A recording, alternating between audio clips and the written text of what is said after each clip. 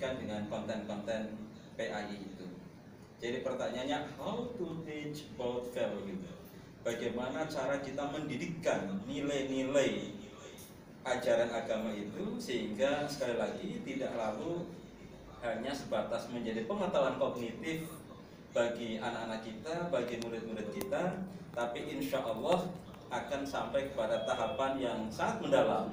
Bagaimana kemudian menjadi karakter pribadi, karakter personal dari murid-murid kita itu. Nah, ini tentu tantangannya sangat luar biasa.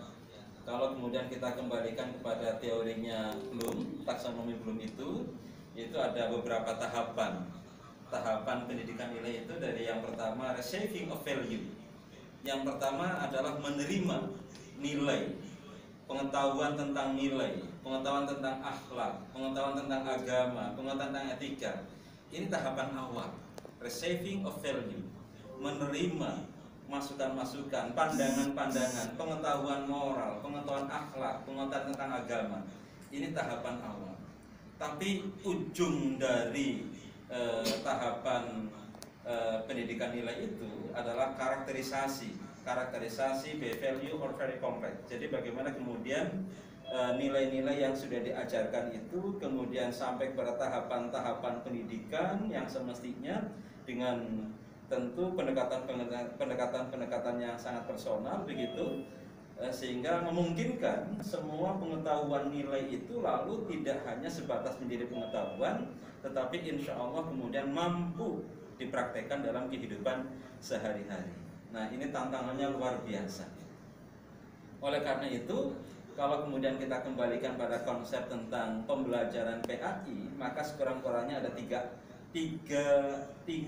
faktor determinan, tiga faktor penting yang saya kira harus menjadi kepedulian kita. Yang pertama adalah faktor gurunya, siapa yang mengajarkan, yang mendidikkan, itu faktor guru. Kemudian yang kedua faktor murid, siswa.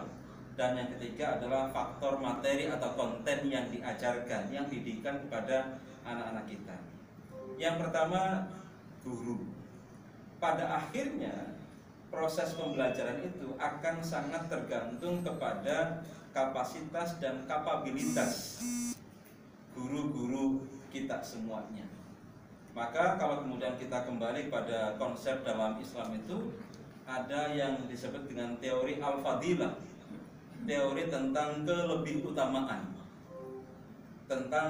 kelebihutamaan. Dari sisi apa kelebihutamaan guru itu? Ternyata kalau kemudian kita telusuri, ada prasyarat, ada kualifikasi yang harus kemudian dimiliki oleh guru-guru kita. Dia menjadi guru karena dia alimun bi ilmihi, alim karena ilmunya, lalu kemudian dia menjadi guru. Fahuwa muallimun. Yang kedua, fahuwa murabbiyun. Nah, ini penting juga.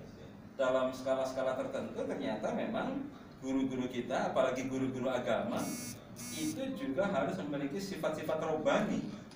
Karena apa yang dilakukan oleh guru-guru kita itu adalah tugas-tugas ketuhanan. Maka murabbi, guru-guru agama itu yang murabbi, dia harus memiliki sifat-sifat ketuhanan.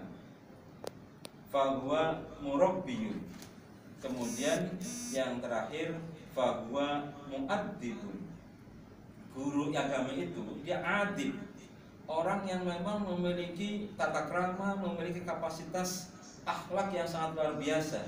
Nah, itu saya kira kelebihan-kelebihan yang dimiliki oleh guru agama kita. Fahuwa mu'alimun, fahuwa murabbiyun, fahuwa mu'addibun. Jadi alim, rabbiyun, kemudian adibun. Ini saya kira sangat luar biasa.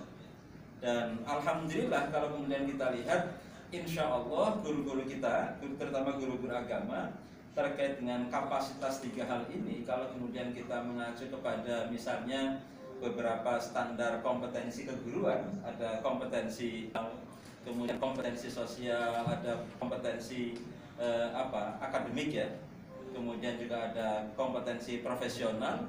Maka misalnya untuk bisa memastikan dan kita bangga betul dengan guru-guru agama kita, karena misalnya dengan kompetensi sosial yang dimiliki oleh guru agama kita, maka kemudian sebagian besar dari ketua-ketua RT itu dijabat oleh guru-guru agama. Ini luar biasa, luar biasa. Ternyata kehadiran guru agama itu tidak hanya diterima di ruang-ruang kelas, tetapi juga diterima di kehidupan masyarakat sekitarnya. Ini luar biasa. Ini human capital yang saya kira kalau kemudian kita mampu mengkapitalisasi ini sangat luar biasa.